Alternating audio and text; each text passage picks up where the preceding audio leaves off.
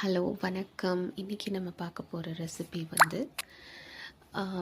தேங்காய் பால் சாதம். நம்ம தேங்காய் சோறுன்னு கூட சொல்லுவோம். ஃபஸ்ட்டு ஒரு அவனில் நம்ம என்ன பண்ண போகிறோன்னா, ஆயில் அண்ட் கீ ரெண்டுமே சேர்த்து ஊற்றி வச்சுக்கோங்க.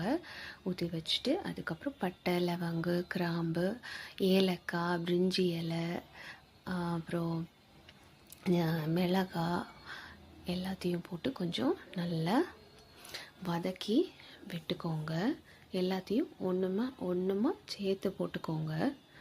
அப்புறம் இதுக்கு வந்து கேஷ்யூ நட்ஸும் ஃபஸ்ட்டே போட்டு நல்லா வதக்கிக்கோங்க. ரொம்ப சிம்பிளான ரெசிபி தான். அதுக்கப்புறம் நீங்கள் வந்து கருவேப்பிலை, கொத்தமல்லி தழை, அப்புறம் வந்து மின்ட் லீவ்ஸ் எல்லாமே போட்டு நல்லா லைட்டாக வதக்கி விட்டுக்கோங்க. வதக்கி விட்டுட்டு அதுக்கப்புறம் நம்ம இதுக்கு முன்னாடி தேங்காய் பால் எடுத்து வச்சுக்கணும். ஸோ 2 டம்ளர் அரிசிக்கு நான் 4 டம்ளர் தேங்காய் பால் ஊற்றிக்கிறேன். எந்த ஒரு எக்ஸ்ட்ரா தண்ணியும் ஊற்றாதீங்க. அதுக்கப்புறம் நம்ம தேவையான உப்பை போட்டுட்டு அப்புறம் ஃபஸ்ட்டே நம்ம வந்து ஊற வச்சுருந்த அரிசியை அதில் வந்து சேர்க்குறோம். அதை நல்லா கலந்து விட்டுக்கோங்க. கலந்து விட்டதுக்கப்புறம் கொஞ்சம் நம்ம என்ன பண்ணணும், கொஞ்சம் கலந்து விட்டுட்டு உப்பு நல்லா செக் பண்ணிவிட்டு வேணும்னா நீங்கள் மறுபடியும் உப்பு ஆட் பண்ணிக்கோங்க, சால்ட்டு.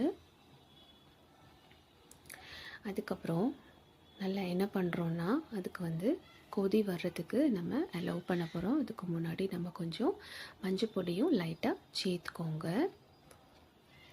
உங்களுக்கு வேணும்னா ரொம்ப லைட்டாக சேர்த்துக்கோங்க. பட் இது வந்து ஒரு மஞ்சள் கலரில் தான் இதோட அப்பியரன்ஸ் இருக்கும்.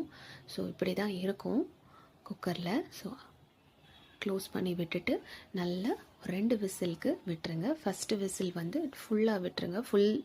இல்லை, செகண்ட் விசில் வந்து சிம்மில் வச்சுக்கோங்க. அப்போ தான் அது குழையாது. அவ்வளோதான் ரெசிபி. அதுக்கப்புறம் பாருங்கள், ஓப்பன் பண்ணி பார்த்துக்கோங்க.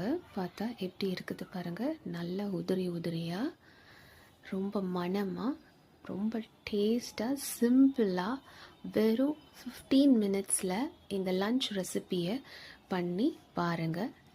ரொம்ப பிடிச்சிருந்தா எங்களுக்கு ஷேர் பண்ணுங்கள், லைக் பண்ணுங்கள், கமெண்ட் பண்ணுங்கள். லாஸ்ட்டாக நாங்கள் உட்காந்து சாப்பிட்டு என்ஜாய் பண்ணிகிட்ருக்கோம். தேங்க்யூ. இன்னொரு